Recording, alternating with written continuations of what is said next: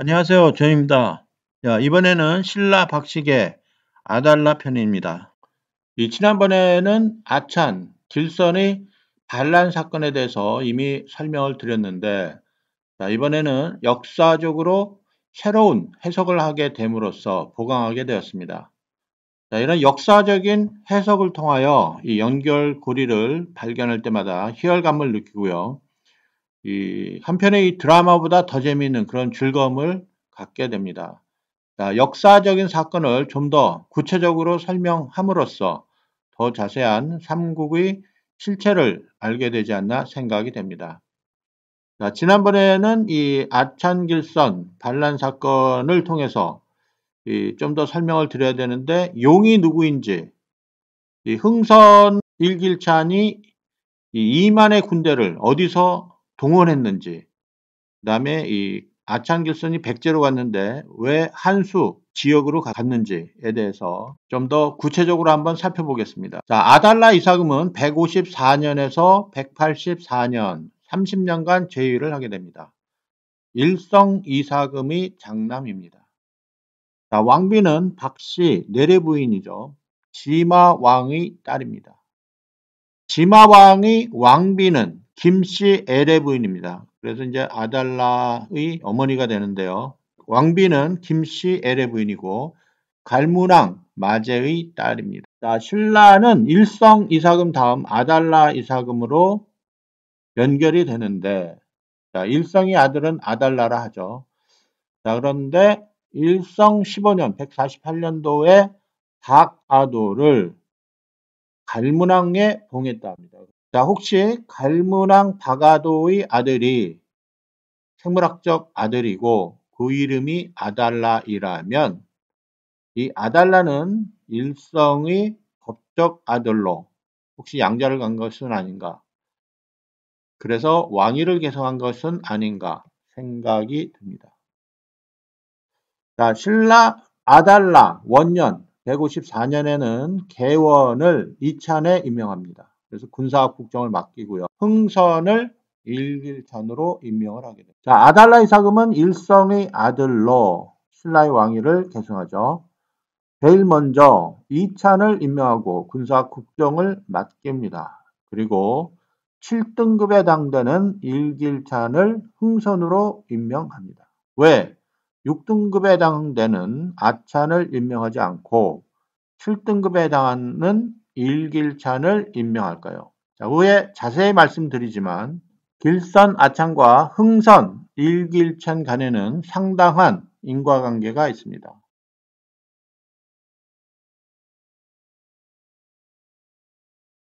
아달라 전반부 계립영로를 개척하다.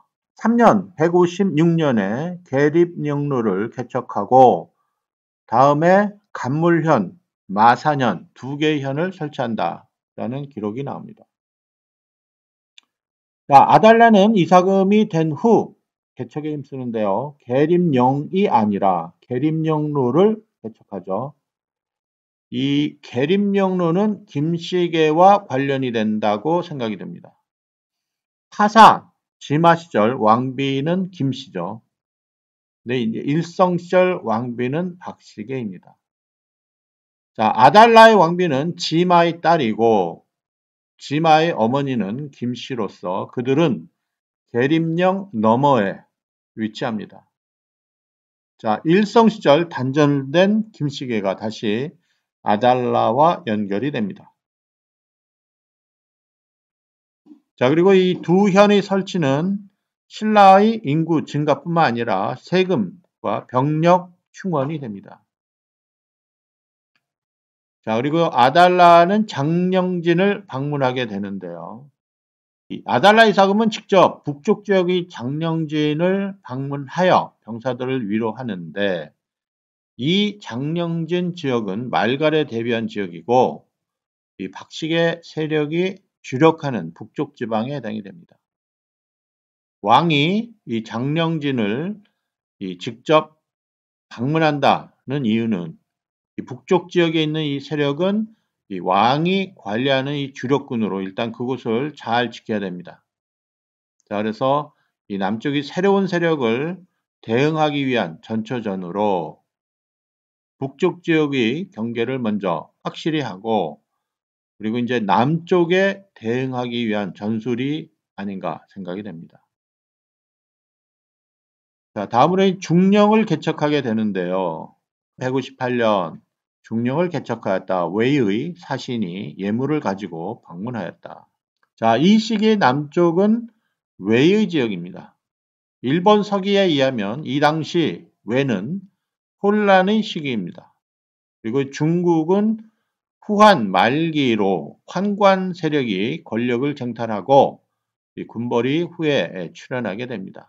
자, 외인들이 들어온 시기는 아마도 백제분기에 나오는 137년 형옥이 남도를 침하했다라는 기록과 신라 분기에 나오는 143년 형옥이 진성을 침하했다라는 기사로부터 해석을 해볼 경우 혹시 이때 이 외가 이 중령 지역을 통하여 들어온 것은 아닌가 생각이 됩니다.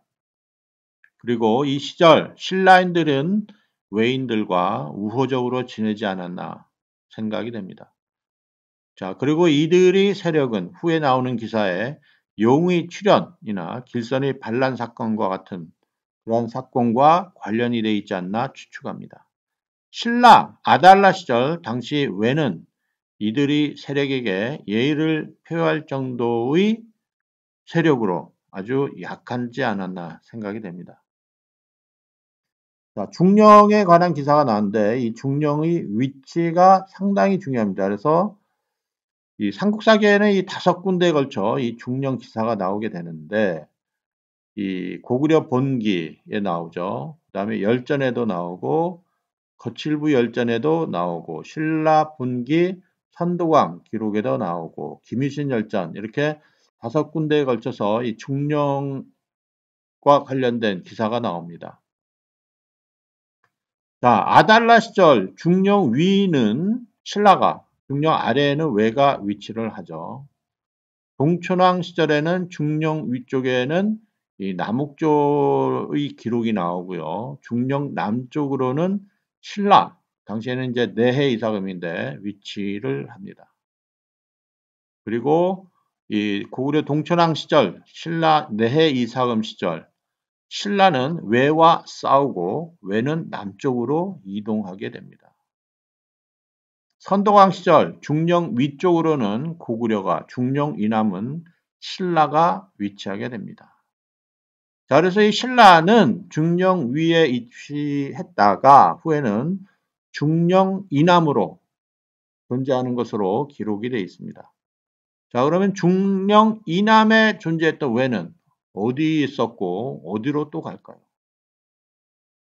자, 저희 결과적인 이 판단에 의하면 외는 그 후에 한반도 남부 큐슈 지역으로 이동하게 되는데 그 시기에 대해서는 더 자세히 설명드리도록 나중에 더 자세히 설명드리도록 하겠습니다. 자, 그리고 알천에는 장마의 기사가 나오는데요. 폭우가 내려 알천의 물이 넘쳐 민가가 떠내려갔다. 그래서 신라적의 이 알천은 북방 지역으로 관련이 된다 생각이 들고요. 이 지역은 박식의 왕이 관할하는 지역으로 생각이 됩니다. 그 다음에 북방계의 세력이 상대적으로 이때 약화되지 않았나 생각이 들고요. 이 알천의 위치를 보면 남해영 시절에 이 기록으로 봤을 경우에 이 낙랑과 금성이 위치하는데 그 사이에 알천이 위치를 하고 더 정확히는 이 왼쪽에 토암산인데 토암산 동쪽으로부터 알천 지역까지 이렇게 그 일렬로 위치가 비정되지 않나 생각이 됩니다. 자, 금성 북문이 무너지다. 자, 금성과 관련된 기사가 많이 나오는데요. 유리왕 때, 탈해왕 때, 파사왕 때, 진마왕 때, 일성, 아달라 때 금성과 관련된 기사가 나오는데 이해하기는 쉽지 않지만 요거를 자세히 들여다보면 탈해에는 아들이 일성과 파사가 있는데 금성의 동쪽에는 일성이 있었고 그래서 이 일성이 안 되고 파사가 왕위를 잇게 되죠. 그다음에 지마 12년에는 금성 동쪽에 연꽃이 발생하는데 지마 다음에는 일성이 왕위를 제기하죠. 그래서 유리 첫째 아들인 일성이 제기해서 왕위를 잇는 것으로 설명이 됩니다. 자, 파사 17년 이 금성 남쪽에는 이 탈핵의 세력이 있지 않았나 생각이 됩니다. 그래서 탈핵의 세력이 없어지는 또는 세력이 약화되는 그런 것을 표시하고요. 아달라 7년 금성 북쪽에는 이 북방계, 이 유리계 박시계를 말하는 것이 아닌가 생각이 됩니다. 자, 아달라 시대 때 8년 161년에는 바다 물고기가 많이 물 밖으로 나와 죽었다라는 기사가 나오고요. 그 다음에 왕이 이 사도성을 방문하여 그곳을 지키는 병사들을 위로하였다. 이런 내용이 나오는데 어떤 내용인가 잠시 생각해 보면 북쪽의 장령진을 아달라 이사금이 방문했죠. 그래서 병사들을 다독입니다. 자, 그 이유는 말갈에 대한 공격으로부터의 방어 개념을 말하는 거고요. 남쪽의 사도성을 또 방문하죠. 그래서 병사를 위로한 이유는 그 남쪽에 이 웨이가 존재하지 않았나 생각이 됩니다. 자, 그래서 개인적으로 저는 이 바다 물고기의 바다는 현재 우리가 말하는 강을 의미하고요. 당시에는 바다해로 표현한 것이 아닌가 생각이 됩니다. 그리고 물고기는 이 외인을 은유적으로 표현한 것이 아닌가 생각이 됩니다. 그래서 강가에 살았던 이 외인들이 어떠한 이유로 인해 또는 자연재해로 인해 많이 죽었고 그 위쪽에서 이 지키고 있었던 이 신라 병사들을 이 왕 아달라 이사금이 위로하기 위해서 그쪽 지역으로 간 것이 아닌가 생각이 됩니다.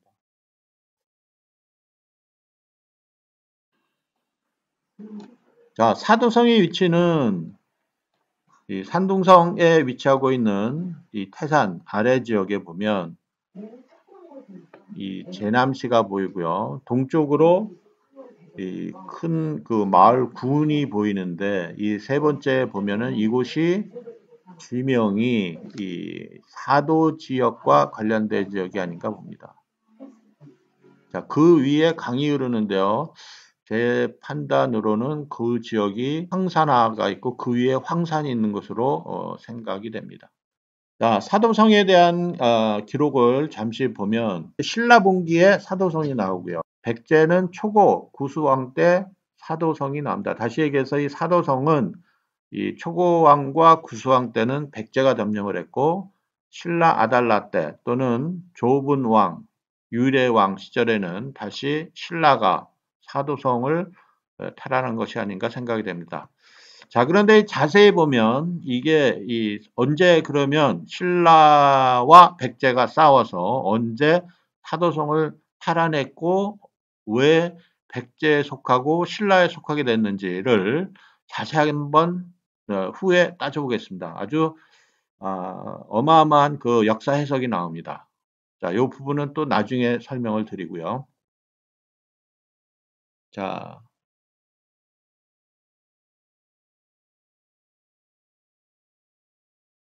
신라 아사달 이사금 11년 164년 용이 경도에 나타났다라는 기사가 나옵니다.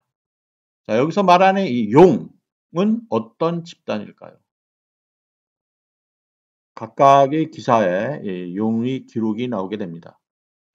자, 혁거세 60년에 의하 보면 자, 여기서 말하는 용의 집단은 어떤 집단일까요? 자, 용 두 마리 중 한 마리는 저는 남해로 보고요. 북방으로부터 온 대표자를 보고요. 또 하나는 탈해로 봅니다. 그래서 이 남쪽으로부터 온 대표자로 생각되어집니다. 자, 용 두 마리가 싸웠다는 기사는 없죠. 자, 후에 남해는 탈해를 사위로 맞이하게 됩니다. 성의 남쪽 문에 벼락이 쳤다라는 말은 이 탈해가 남쪽에 있었고 이 다음 혁것의 다음에 남해왕 북방계로부터 온 대표자인 남해가 왕위를 이었기 때문에 이 성의 남쪽에 위치했던 주체는 타레로 봅니다. 그래서 남해가 왕위를 잇게 됩니다. 자, 신라 유리왕 때도 마찬가지로 이 용의 기록이 나오는데 여기에서 나오는 용은 탈해가 됩니다. 시에서 유리왕 다음에 아들이 둘이 있지만 탈해 왕이 유리왕 다음에 왕위를 잇게 됩니다. 자, 그러면 아달라 시절에도 이 용이 나오죠. 이 용은 금성이 아니라 이 경도에 나타나는데 이 여기에 나오는 용은 누구일까요? 자, 남해는 북방계, 탈해는 남방계. 그럼 용은 누구일까요? 자, 결론 이 뒷부분에 가서 설명드리겠습니다. 자, 그 다음에 아달라이상 12년 165년에 의하면 이 아찬 길선이 반란을 모의하다 발각이 되자 사형에 처해질 것을 두려워하여 망명하여 백제로 갔다. 자, 아찬 길선은 왜 반란을 일으켰을까요?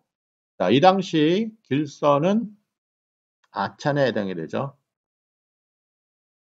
자, 아달라 왕은 154년에는 이찬 개원을, 155년에는 일길찬 흥선을 임명합니다. 자, 그리고 길선은 165년에 반란을 일으키게 됩니다. 일성 시절 이찬으로는 응선과 대선이죠. 그래서 이 응선이 죽고 대선을 임명하게 됩니다. 자, 아마도 이 흥선은 같은 계열로 이찬에 임명돼야 되는데 일길찬으로 임명을 합니다. 자, 길선의 가문을 한번 보겠습니다. 탈해 시절에는 길문이 아찬이었죠. 가야와 싸웁니다. 타사 시절 길원이 아찬이 됩니다. 아달라 시절에는 길선과 같은 아찬입니다. 그래서 여기서 하나의 어떤 역사적인 사실을 볼 수가 있겠는데요. 길문, 길원, 길선은 다 같은 탈해 계열로 판단이 됩니다. 자, 흥선은 북방 계열로요. 이 응선, 대선, 일성시대 때 이찬으로 임명받은 자들이고 그 다음에 이제 흥선으로 연결이 되는데 일길찬으로 임명을 합니다. 그래서 아마도 이 탈해계의 길선과 어떤 그 정치적 대립관계에 있지 않나 생각이 됩니다. 그것을 아달라 이사금이 견제하기 위해서 흥선을 이 아찬 아래인 일길찬으로 흥선을 임명하여 길선을 견제하지 않나 생각이 됩니다. 자, 그런데 4개월 전에 용이 출현했죠. 그러면서 길선은 반란을 꾀하게 됩니다. 자, 정리하면 이 탈해 시절 이후 길문, 길원, 길선 이렇게 이어지죠. 이들은 다 아찬의 지위를 유지하게 됩니다. 이 지역은 박씨계가 주거하는 금성 지역이 아닌 탈해계가 주거하는 경도 지역입니다. 일성은 북방계열이고요. 북방계인 응선, 대천을 이찬으로 임명하였고 탈해계인 아찬, 길선을 견제하기 위해서 아마도 아달라 이사금은 흥선을 일길찬으로 임명하게 됩니다. 자, 아달라 시절 용의 출현 기사가 나오고 어떠한 이유로 길선은 반란을 모의합니다. 하지만 발각되어 백제로 도망갑니다. 자, 그러면 이 길선은 용과 어떤 관계일까요? 같이 도와주는 관계일까요? 아니면 서로 적인 관계일까요? 아직 용이 이 정체가 나오지 않기 때문에 확신을 할 수는 없습니다. 그것은 나중에 파악이 되고요. 신라와 백제는 서로 그동안 의존하는 사이였죠. 그래서 만일 신라를 배반한 길선이 백제로 간다면 그동안 백제와 신라는 사이가 좋았기 때문에 이 길선이 반환을 했다면 그래서 백제로 갔다면 백제는 당연히 신라에게 내줘야 됩니다. 그런데 이때 신라와 백제는 맞서게 됩니다. 그럼 백제 상황을 알아보기 전에 먼저 백제봉기를 다시 한번 체크를 해보겠습니다. 자, 백제봉기의 기록을 한번 보면 이 당시에 백제는 계로왕인데 신라봉기에는 똑같은 내용이 165년에 일어났다 말을 하고요. 백제봉기에는 155년에 일어났다고 얘기합니다. 자, 그러면 결론적으로 이 신라분기에 나온 165년에 이 아찬 길선이 망명했다라는 사실이 인정이 되기 때문에 백제봉기에 기록된 155년은 165년으로 보정을 해야 됩니다. 그래서 계로왕이 아니고 자세히 한번 보면은 166년에 초고왕이 백제의 왕으로 등극을 하게 되죠. 그러면은 이 아찬 길선의 반란 사건은 165년에 해당이 됩니다. 그러면 이 신라와 친선 관계를 유지했던 다루, 기루, 계루의 왕이 아니라 어떤 새로운 왕인 초고에 해당할 수 있죠. 자, 그러면 백제 계루왕 155년에 일어난 아찬 길선의 망명 사건이 아니라 백제는 당시에 초고로서 이 실세로 165년에 일어난 사건이 된다고 설명해야 됩니다. 자, 아찬 길선은 당시 탈해 시절 길문, 타사 시절 길원이 그 지역의 자리를 잡고 있었고 아달라 시절 길선이 그 지역에 위치를 합니다. 그런데 이제 아달라는 길선을 견제하고자 흥선을 일길찬으로 임명을 하죠. 자, 일성시대까지만 해도 이찬을 응선과 대선을 임명했는데 이 아달라는 흥선을 이찬에 임명하지 않고 아찬 길선 아래 등급인 일길찬으로 임명을 합니다. 아마도 이 견제 역할이 아니었나 판단이 됩니다. 자, 그래서 전통적으로 백제와 신라가 친선을 유지하였는데 백제는 갑자기 신라의 요구에 협조하지 않고 적대적이 됩니다. 자, 아달라 왕은 백제에게 길선을 돌려달라고 요청을 하는데 이 시기에 백제는 계로왕이 아니라 실질적으로는 초고로 보여져서 계로왕이었다면 백제가 신라에게 아탄 길선을 돌려주지 않을 이유가 없죠. 자, 그러면 이 초고왕은 언제 백제 지역에 왔을까요? 삼국사기에 의하면 백제 계로왕은 128년에서 166년이라 하고 초고왕은 166년에서 214년이라 하는데 그러면 이 초고왕은 그 전 언제 백제 지역으로 왔을까요? 자, 신라 일성시대 때 16년 149년에 이런 기사가 나옵니다. 천시자리에서 살별이 나타나다. 자, 일성 이삭음 149년에 살별이 나타나는데 이 살별은 천시 지역으로 들어간다라고 저는 한번 해석을 해보겠습니다. 자, 살별의 주체는 후에 초고왕이 등장하는 것으로 보아 초고 세력으로 추측하고요. 신라 본기에 기록된 것으로 보아 이 살별의 실체는 이 신라에서 간 것이 아닌가 생각이 들고요. 그 세력은 탈해계로 생각이 됩니다. 이 초고 기록이 일본 서기에 나오는 것으로 봐서 백제는 외와 또는 가야와 관련된 세력이 아닌가 생각이 됩니다. 그 이후 백제 167년에 몰래 군사를 보내 신라의 서쪽 변경에 있는 두 성을 습격하여 쳐부수고 남녀 1000명을 사로잡아 돌아왔다. 자, 그러니 그 다음 달 신라 왕이 아달라의 서금이죠. 일길찬 흥선을 보내 2만여 명을 거느리고 나라 동쪽의 여러 성으로 쳐들어왔다.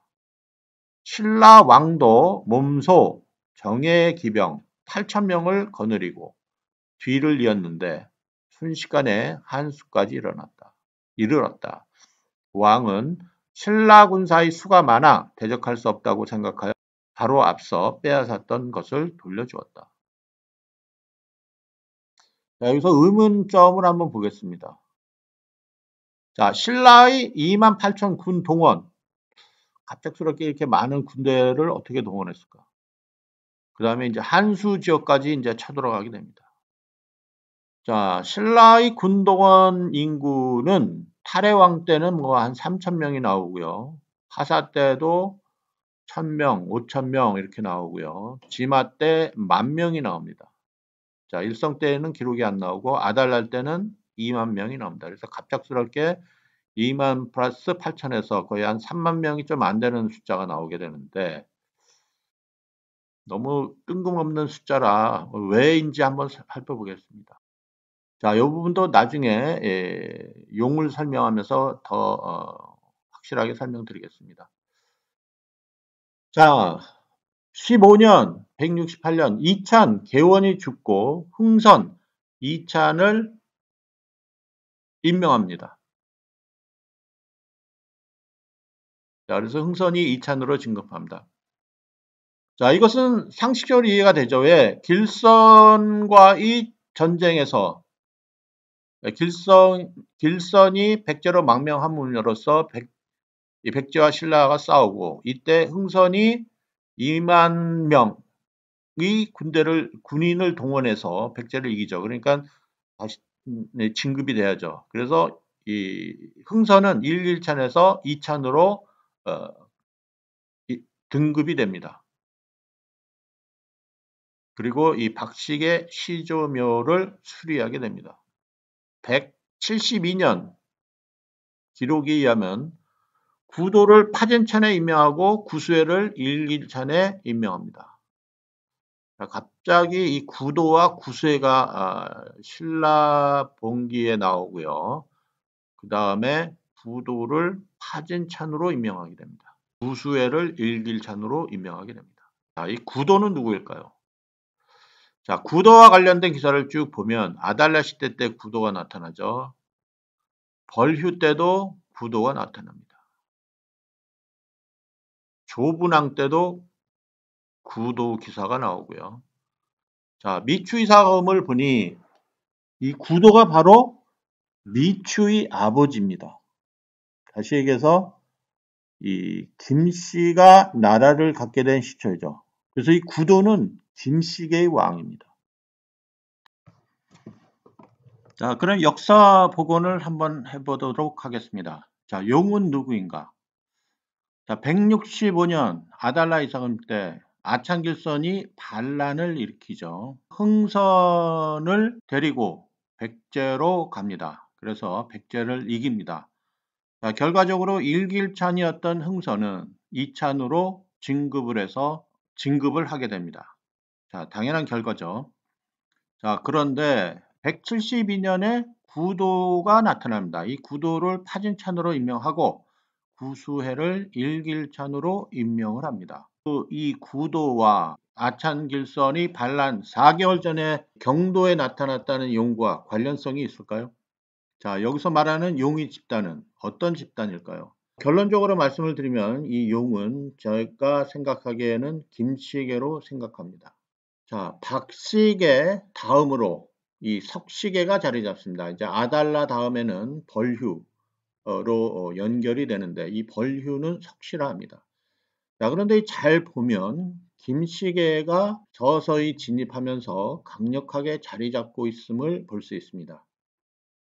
벌휴는 석씨라고 하지만 이 왕비는 김씨계입니다. 자, 벌휴의 아버지는 각간 부추입니다. 각간은 갈문왕 다음의 지위가 되고 이 주다의 지위에 해당이 됩니다. 그리고 이 주다는 후에 각간으로 불리우게 됩니다.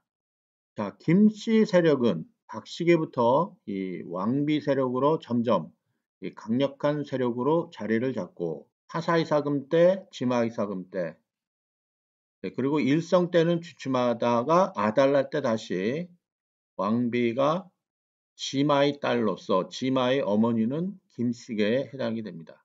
자, 아달라 시절 이 김씨계는 흥선 이후 이 구도가 나타나죠. 자, 이 김씨계가 나타나는 이유는 아달라 시절 계림영로의 개척으로 인해서 이 대규모의 김씨계가 경도 지역으로 이동하지 않았나 생각이 됩니다.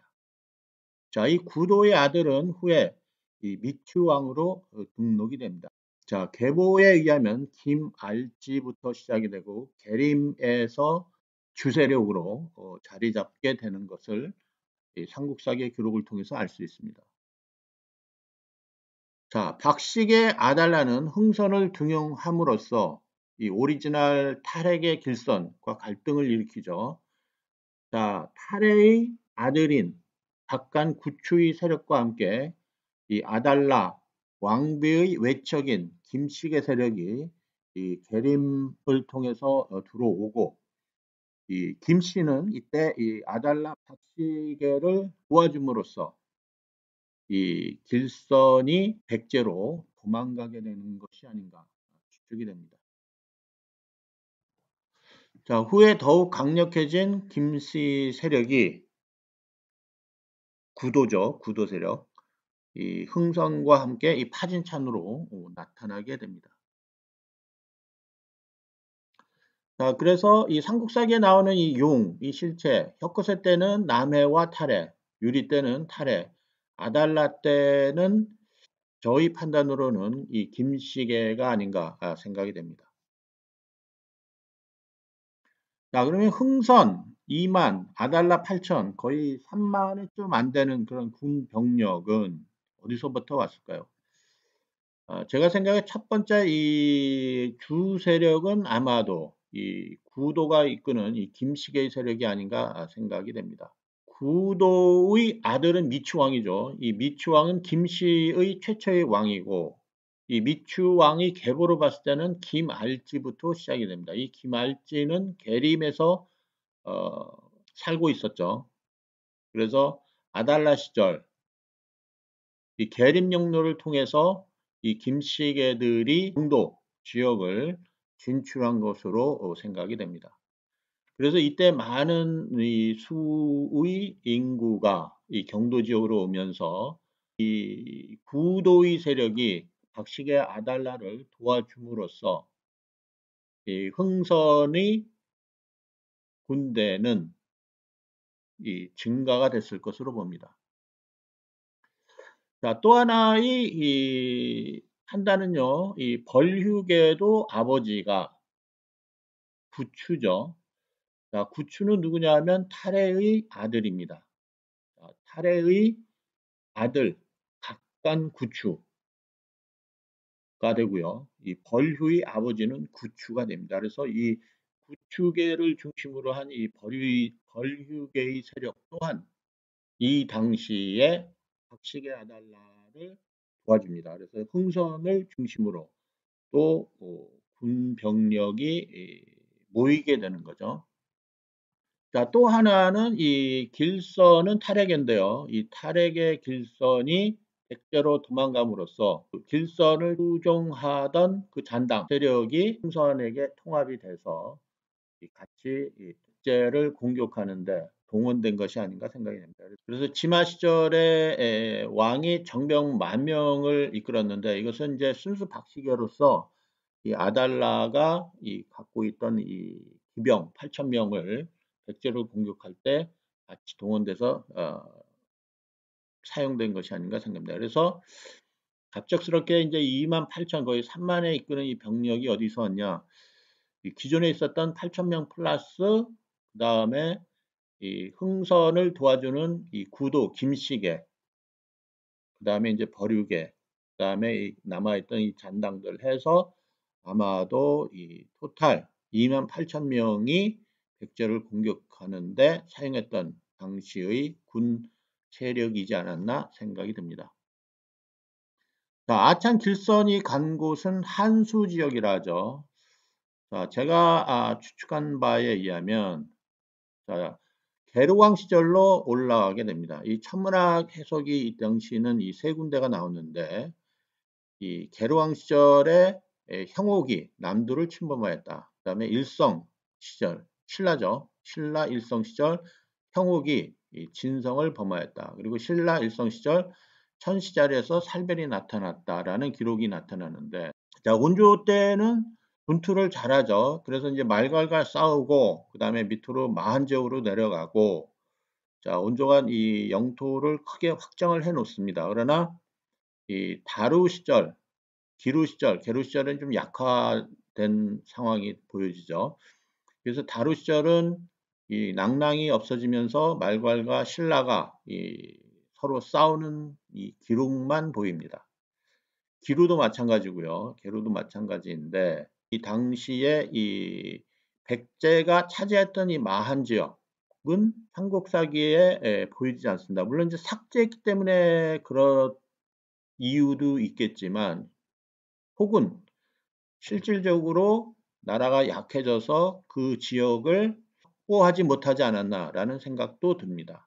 백제 계로왕 시절에는 한산 아래 이 신라와 공조를 하게 되고 북한산성을 짓는다라는 기록이 나오고, 그 이후에 영토에 관련된 기사는 나오지 않습니다.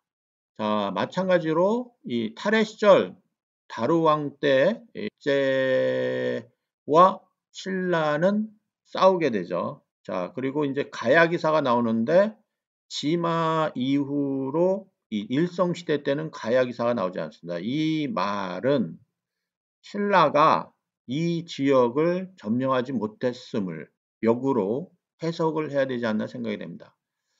자, 그 말은 이 지역에 누군가가 있었다는 얘기입니다. 자, 굳이 천문학적 기록을 통해서 역사적 사실을 한국사기나 백제분기에 남겼던 이유는 아마도 외와 관련된 또는 가야와 관련된 내용들을 나타내지 않기 위해서 이러한 은유적 표현으로 쓴 것이 아닌가 생각이 됩니다. 자, 그래서 추측을 하면, 자, 백제 계루왕 때 쓰였던 이 천문학적 기록, 형옥이 남도를 침입하다는 이 당시에는 왜는 남오왕이 혼란식입니다. 자, 이런 시기에 새로운 세력이 백제 남부 지역에 진출하지 않았나 생각이 됩니다. 자, 이 지역은 제가 판단하기로는 제남시로 판단을 하고요. 이 당시의 계루왕은 한산 남쪽 북한산성 지역에만 국한합니다. 자, 그래서 온조 시절 방대했던 영토는 한남 지역으로 줄어들고, 그 남쪽에 제남시 이 지역은 다른 새로운 세력이 이 지역을 차지하지 않았나 생각이 들고, 그 사건을 이렇게 은유적으로 표현한 것으로 생각이 됩니다. 자, 마찬가지로 신라 일성 443년에도 형옥이 진성을 범한다 하는데, 역시 신라 남쪽 지역에 새로운 세력이 들어오지 않았나 판단이 들고요. 그 지역은 사도성 지역으로 판단이 됩니다. 아마도 웨이 세력이 들어오지 않았나 생각이 들고요. 자, 그래서 이 일성 시절에는 말갈 기사만 나옵니다. 그 말은 이 남쪽 지역에 새로운 세력이 이 자리를 잡고 있었다라고 해석할 수가 있습니다. 그래서 아달라 시절 때는 위로는 장령, 아래로는 사도 성까지 이 왕이 직접 군인들을 챙깁니다. 자, 그래서 사도성 밑에는 새로운 세력, 저는 이 웨이 세력으로 보는데, 이 중령을 개통함으로 인해서 이 웨이 세력과 싸우지는 않지만 새로운 세력이 이 지역에 자리를 잡았음이 삼국사기에 이렇게 은유적 기록으로 흔적이 남은 것으로 판단합니다. 자, 길서는 이 세력과 당시의 연계를 가지고 생각이 됩니다. 자,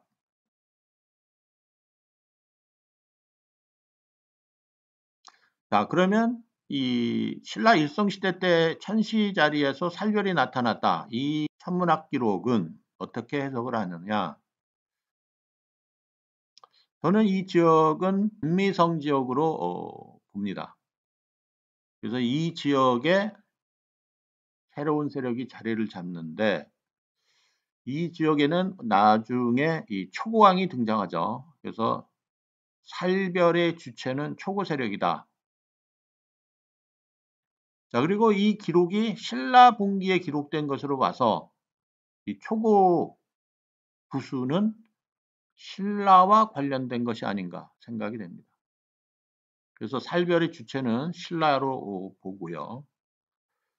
자, 길선이 백제로 가는 것으로 봐서 이 초고는 아마도 탈에게가 아닌가 생각이 됩니다. 초고 기록이 일본 서기에 나오는 것으로 봐서 왜 또는 가야 세력과 연결된 것은 아닌가 생각이 됩니다.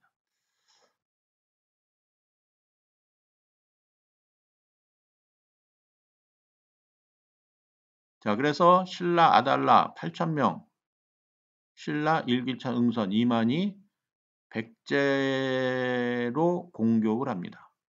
그 지역은 아찬 길선이 망명한 지역이고 그 당시에는 초고가 있었을 것이고 그 지역은 한수 넘어 관미성으로 저는 추측합니다. 자, 그다음 이 외의 여왕 히미코가 이제 기사에서 신라 본계 기사에 나오는데요. 좀 복잡한 양상이 또 전개가 되는데 신라 분기에는 174년 아달라 왕 이후 10년간 기록이 없습니다. 그리고 벌휴가 왕이 됩니다. 그 다음에 백제도 170년에서 186년, 16년간의 기사가 나타나지 않습니다. 자, 상당히 복잡하기 때문에 다음 장에서 더 자세히 설명하도록 하겠습니다. 감사합니다.